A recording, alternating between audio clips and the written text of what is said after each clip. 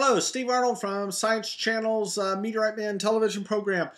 This lot I'm offering up are pieces of the Caldwell, Kansas meteorite. Now I have different sizes and different weights and different prices on these. So this one's 2.5 grams.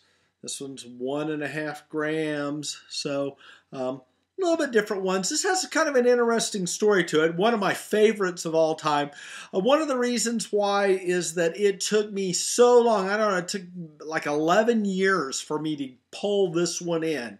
I don't mean any disrespect by my sign back here, but the report card on Caldwell. Neininger found out about this back in the 60s. He was not able to get it. His son-in-law, Glenn Huss, who ran the American Meteorite Lab for decades, tried to get this meteorite and failed. Actually, to be honest, I failed at this too at the beginning. A gentleman had found this farming and he didn't want to part with it. And Neininger tried to get him to part with it. Huss tried to, and I tried to. He didn't want to part with it. Now, I'm not a collector, so I wasn't motivated from I've got to have this in my collection type of motivation. For me, it was a business transaction, and he had this thing sitting in his living room, and I wanted to buy it so I could turn around and sell it. And he was a very nice man. Got to know him. He lived there in Kansas, and I did a lot of work over the last 18 years in Kansas. So I would drive back and forth, and every time I was in his neighborhood, I'd pop in, sometimes for just a few minutes, sometimes to have dinner with him and his wife.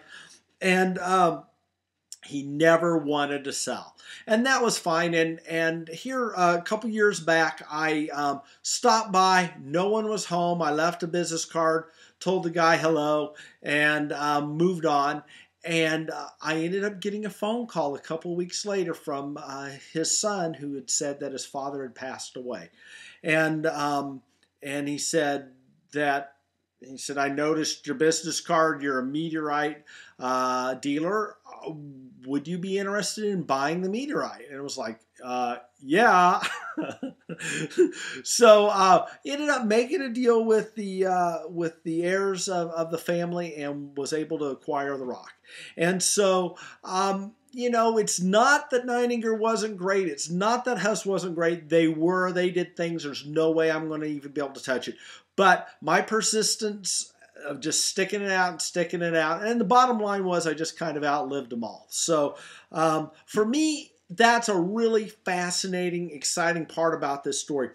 On the other hand, this is also a really incredible rock. It's an L chondrite and probably an L6, but it's called an L impact melt Breccia, meaning that there was a major asteroid collision that melted a good portion of this rock. Now, in the little bit bigger slices, you can see the two distinct lithologies, and the meteorite has a bit of a green color to it. A little hard to get in the pictures, but when you hold it, there are zones of it that have this almost emerald green color to it. Really pretty. It's a rare type, not ultra rare, but it makes it where it's a tough one to find. If you're trying to find different classification, this is a great one.